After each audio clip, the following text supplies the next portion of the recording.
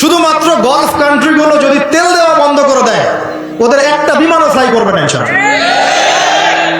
কি করার আছে বলছে, আমাদের কি করার আছে?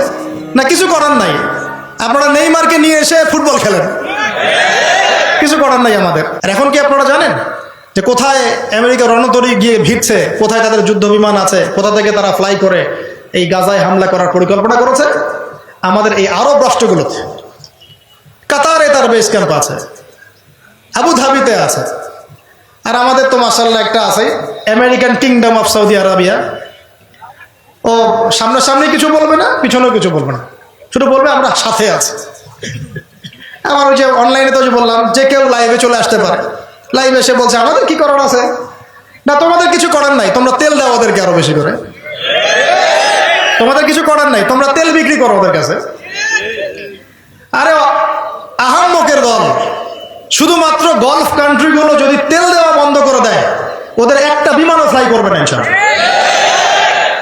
কি করার আছে বলছে, আমাদের কি করার আছে? না কিছু করার নাই, আপনারা নেইমারকে নিয়ে এসে ফুটবল খেলেন, কিছু করার নাই আমাদের। আমরা হ্যালোইন করি, মদের বার ওপেন করি, হ্যাঁ আমরা ওদের সাথে বন্ধুত্ব করি, আমরা ওদেরকে মৌন সমর্থন দেই। কয়দিন আগে তো আবু ধাবিতে আনুষ্ঠানিকভাবে ইসরায়েলের সাথে সম্পর্ক স্বাভাবিক করার চেষ্টা করা হয় নাই? আপনারা তো পড়াশোনা করেন, দেখেনি তো এগুলো। আমাদের কি করার আছে বলছে, আমাদের কি করার আছে?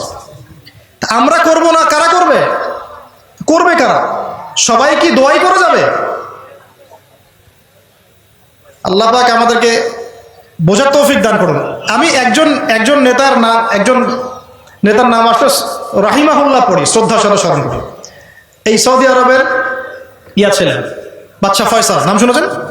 ওই যে কিং ফয়সাল অ্যাওয়ার্ড দেওয়া হয়, এই একমাত্র একটা সাহসী নেতা দেখেছিলাম লাস্ট 100 বছরে, অনেক নেতার মধ্যে একজন।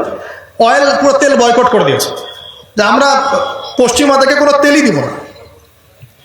এটা জানেন হিস্ট্রি? তেল বয়কট, তেল দিব না। এই তেল না পেয়ে ওদের অবস্থা খারাপ হয়ে গেছিল, তেল পাবো কোথায়?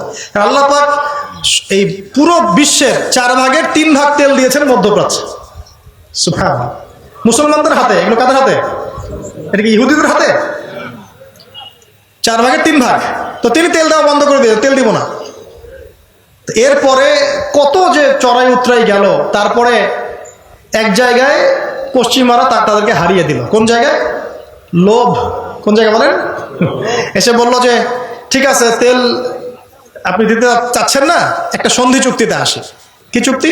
যে আমরা অন্য কোনো কারেন্সিতে তেল কিনবো না, শুধু ডলারে কিনবো, আর শুধু আপনার কাছ থেকে কিনবো।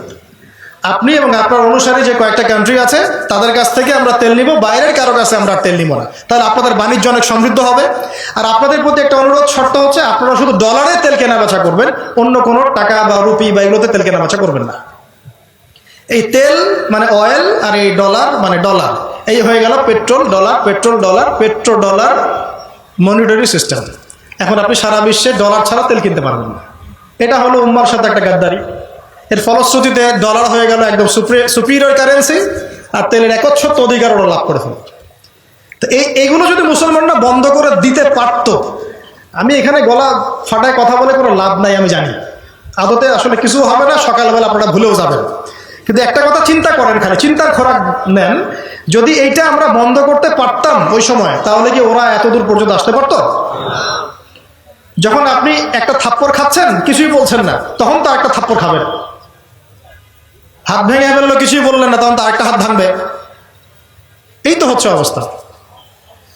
তো আমরা কি করতে পারি? কি সুন্দর করে এসে বলতেছে অনলাইনে। যাই, মূল জায়গাটা আসা। ব্রিটেন সারা বিশ্বটাকে এভাবে নিয়ন্ত্রণ করা শুরু করলো। ওর উদ্দেশ্যটা ছিল একটা, উদ্দেশ্য হচ্ছে জায়নিস্টদের, ওই যে জায়নিস্ট কারা বললাম, যারা ইহুদি খ্রিস্টানদের মধ্যে একে অপরের বন্ধু। সবাই না কিন্তু, সব ইহুদি সব খ্রিস্টান নয়। তো এই জায়নিস্টরা ব্রিটেনের সাথে আতাত করে প্রথম বিশ্বযুদ্ধটা ইচ্ছাকৃতভাবেই ঘটিয়েছে। এই জিনিসটা আমরা স্কুল, কলেজ, ইউনিভার্সিটিতে আমরা এটা বুঝি নাই। এটা বোঝাতে পারে নাই যে এটার পিছনে একটা গল্প ছিল। আমাদেরকে পড়ানো হয় যে বিশ্বযুদ্ধ হয়েছে, কেন হয়েছে, এমনি এমনি হয়েছে নাকি কেউ ঘটিয়েছে, এটা বোঝাতে পারে না আমাদের। জি, এখনকার এই বয়সে এসে আমাদের ফাইনাল কনক্লুশন হচ্ছে এটা ঘটানো হয়েছে।